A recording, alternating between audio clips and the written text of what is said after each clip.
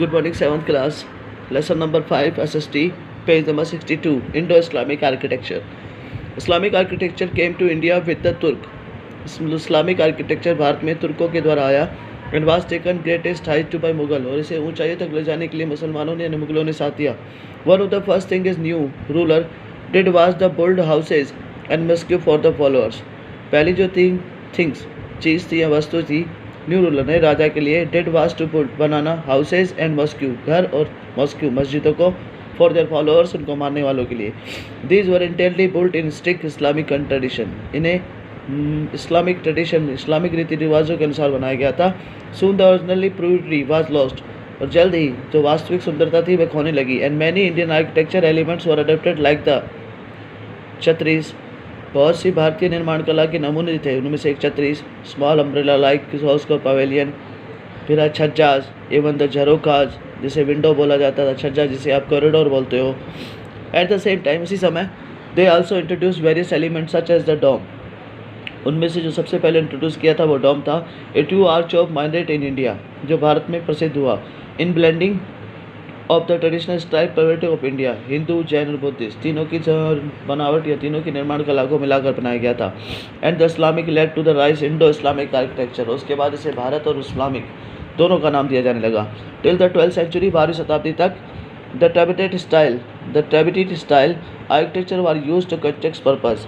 इस नमूने का इस्तेमाल केवल निर्माण कला में किया जाता था. इन दिस स्टाइल, इस नमूने के अंदर रूफ छत हुआ करती थी, डोर दरवाजे विंडो हुआ करती थी. Were made by the placing horizontal beams across two vertical columns. कहते दो खंभों के ऊपर इन्हें बनाया जाता था जो कि वर्टिकल आड़े तिरछे हुआ करते थे. Were made to placing beams across the vertical columns from the 12th century 12वीं शताब्दी से ऑनवर्ड्स. हर तरफ the arcuate system were introduce in which the weight of the superstructure above the door. कहता आर्किटेक्ट स्टार्ट किया जिसमें वजन जो था बनावट का दरवाजों के ऊपर होता था. एंड विंडोज खिड़कियों के ऊपर वाल कैरी बाय द आर्च, जो एक खंबे के द्वारा बनाए जाते थे. Arch and dome a round roof with the circular base. सतह के साथ उठी हुई एक गोलाकार की छत. Were two of the main feature introduced by the sultanate ruler. यह सुल्तानेट पीरियड के समय में शुरू हुआ था इन मुगल्स इन इंडिया भारत में. अर्लियर पहले arch were made using to the corbelled techniques.